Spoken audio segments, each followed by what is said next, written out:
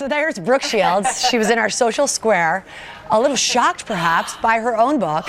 It's called There Was a Little Girl, and Brooke really wants to set the record straight about her life. Her mom, who the first celebrity, she was the first celebrity momager, I think. The title, sort of that word was used, and often publicly criticized for the career choices that she made for her young daughter, and we want to say welcome to you. Thank you. Been a long time since we've spoken. The last time I talked to you, I think right here, was about your book about postpartum depression. Yeah, it was the first book I penned, and this is the next one, and it's funnier. Yes. This one's a little funnier. Yeah. Well, that was. Although there was humor in that one too, but. And I was saying, there's just such a brutal honesty to your words, and beautifully written. But you say right off the bat that you felt like you had to read this after reading your mom's obituary.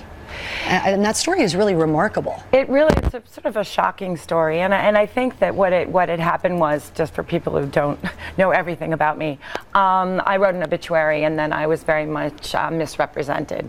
When the obituary came out, it actually was nothing that I had written.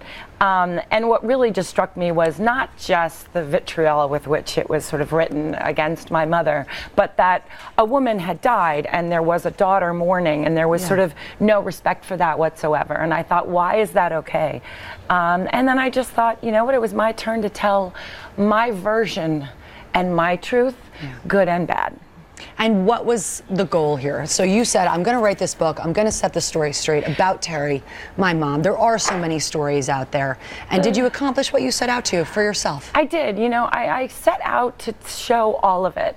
You know, like I said, the good, the bad, the complexity of a parent-child relationship. You know, we spend our lives running away from or running towards our mothers. Yeah. And whether you have an amazing relationship or a distant one, or there is a complexity there. Mm-hmm. And I mean, every Disney princess, the mom's dead in the first 5 seconds. Right. You know, there's something in that archetypal relationship. Right. And yours started very, very young. 11 months old was your first commercial. I had a lot to say about it too. I said, "Listen, Mom, get it going here. Come on." But by 11, did you even have enough of a voice then? Were you an old soul enough then to talk about Pretty Baby? Do you remember her sort of explaining to you the Louis Malle film and what you'd be playing this child prostitute? I grew up in Manhattan. I mean, I went to school in Jersey, but I grew up in the city when 42nd Street was a very different place. Mm-hmm. You know, I was very cognizant of all of that.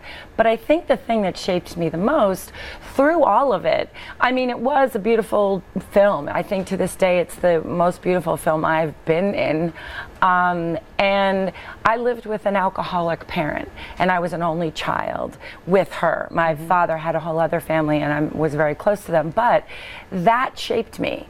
And so it actually became the larger character in our life, even in our lives together, and it even superseded Hollywood or all of the sort of pitfalls of that. And you are so frank about your mom, and you do tell stories about missed Christmases, but you do say that there were positives, and perhaps if she had not led the life she did, that you would not have had the incredible life that you have. And I do think that is the story, you know, that is the silver lining, if you will. You do also talk about the men in your life, and I was pretty surprised that you were so revealing about Andre Agassi and your marriage, because you did have a lot in common, but he shared a very dark secret with you that you've now shared in the book. Well, he shared about it in his book too. So yes. I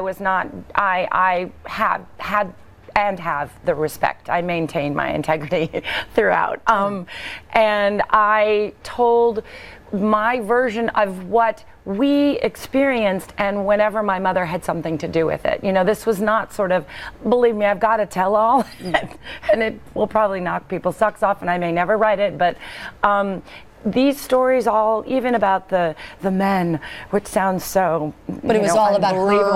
It was weird how she affected me within all of those relationships. So whether it was fear of losing my virginity because I felt like somehow she would know, or, I mean, I think the appealing part of these sort of unbelievably larger than life characters, these alcoholics, these addicted people, these fabulous, is that they have that appeal, you know, and they're beguiling, and it's all that. I mean, and it affected my relationships. I mean, Andre was one of the best parts of my life. I mean, he helped me sort of disengage from my mother in as healthily as possible. And you are so honest about it in here. It's pretty brutally.